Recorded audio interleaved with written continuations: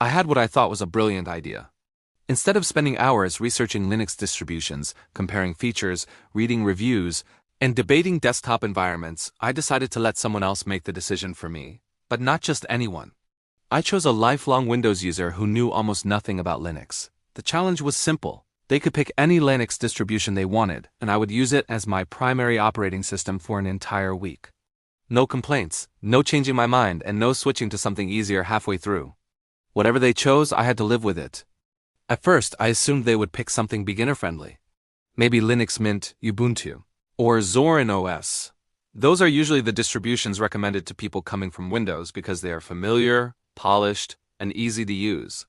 But after spending a few hours browsing YouTube videos and random internet forums, they came back with their final answer. Arch Linux. I stared at them for a few seconds, convinced they were joking. They weren't. Their reasoning was surprisingly simple. They had noticed that Arch Linux was constantly mentioned online. Every Linux discussion seemed to include someone talking about Arch. Their conclusion was that if so many people talked about it, it must be the best Linux distribution available. That was the moment I realized this challenge might be a disaster. The installation process immediately confused them. They expected a graphical setup wizard similar to Windows. Instead, they watched a terminal-based environment appear on the screen. Questions started coming nonstop. Where are the buttons? What do all these commands mean? Why isn't there a normal installer? To someone familiar with Linux, these things might not seem unusual, but to a Windows user, it felt like stepping into an entirely different universe. Even though Arch installation has become easier over the years thanks to installation tools and better documentation, it still demands more involvement than most mainstream operating systems. After getting everything installed and configured, we finally reached the desktop. I chose KDE Plasma because it offers a modern interface and plenty of customization options. The Windows user looked at the screen and immediately seemed surprised. Wait, this is Linux? They had expected something outdated and complicated. Instead, they were looking at a sleek desktop environment with a taskbar, application launcher, system tray, and modern visual effects. It didn't look much different from operating systems they were already familiar with. For the first few hours, everything seemed fine. Applications launched quickly, the system felt responsive, and there were no major problems. The Windows user even commented on how fast the computer felt compared to Windows. Then came the first update. One of the defining characteristics of Arch Linux is its rolling release model. Instead of waiting for major version upgrades every few years, users receive continuous updates. New software versions arrive quickly, along with new features, improvements, and occasional surprises. Initially, the Windows user loved the idea. So everything is always up to date? Pretty much. That sounds amazing. A few days later, after troubleshooting a minor issue caused by an update, they were slightly less enthusiastic. Another area where things became interesting was software installation. Windows users are accustomed to visiting websites, downloading setup files, and running installers. Linux handles things differently. Most applications come from repositories managed through package managers. When I showed them how software could be installed with a single command, they thought it looked strange. But after seeing how quickly it worked, they began to appreciate the convenience. Instead of hunting for downloads across dozens of websites, everything was centralized. Updates for applications and system components could be managed together. It was a completely different approach, and surprisingly, one they started to prefer. Then we discovered the dangerous side of Linux: customization.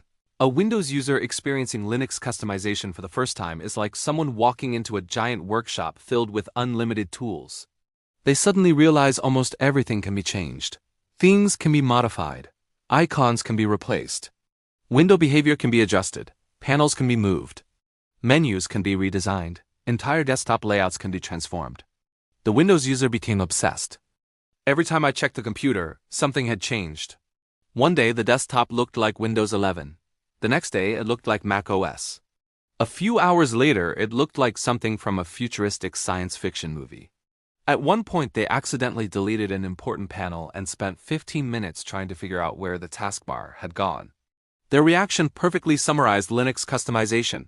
This is awesome. 5 minutes later, I broke everything. 10 minutes later, never mind, I fixed it. The cycle repeated throughout the week. Gaming produced mixed results. Some games launched immediately without any issues. Others required additional configuration. Thanks to modern compatibility tools, Linux gaming has improved dramatically over the years.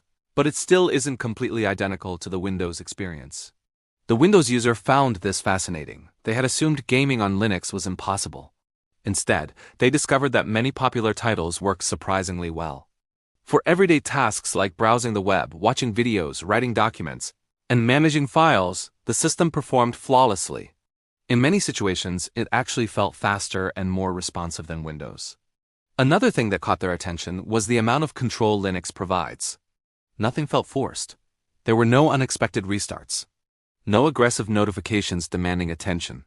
No software appearing without permission. Everything felt more deliberate. Of course, greater control also means greater responsibility. Linux gives users freedom, but it expects them to learn. When problems appear, solutions often involve reading documentation, exploring settings, or understanding how the system works. The Windows user found this frustrating at first. Then something unexpected happened. They started enjoying it. Instead of being intimidated by technical concepts, they became curious about them. They began reading documentation, asking questions, and exploring features they would normally ignore.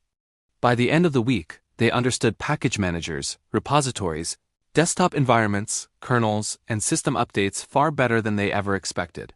The most surprising moment came when they returned to a Windows computer after spending several days around Linux. Immediately, they noticed things that had never bothered them before. Background processes seemed excessive. Software updates felt intrusive. Pre-installed applications appeared unnecessary.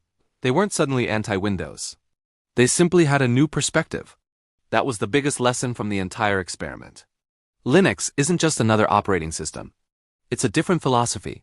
It encourages exploration, customization, and learning. It gives users more control over their computers while expecting them to take a more active role in the process. When the challenge finally ended, I asked the Windows user whether they regretted choosing Arch Linux. Their answer was simple. No. It was chaotic, confusing, frustrating, and sometimes ridiculous. But it was never boring. I couldn't disagree. What started as a simple challenge became a week filled with unexpected discoveries, accidental mistakes, customization experiments, software adventures, and countless questions about how computers actually work. Would I recommend Arch Linux to every Windows user? Probably not. There are easier distributions that offer a smoother introduction to Linux, but as an experiment, it was perfect. It forced us out of our comfort zones. It turned ordinary computing tasks into learning experiences. Most importantly, it showed that Linux is far more approachable than many people believe. The chaos was real, the confusion was real. But so was the excitement of discovering something completely different. And in the end, that made the entire experience worth it.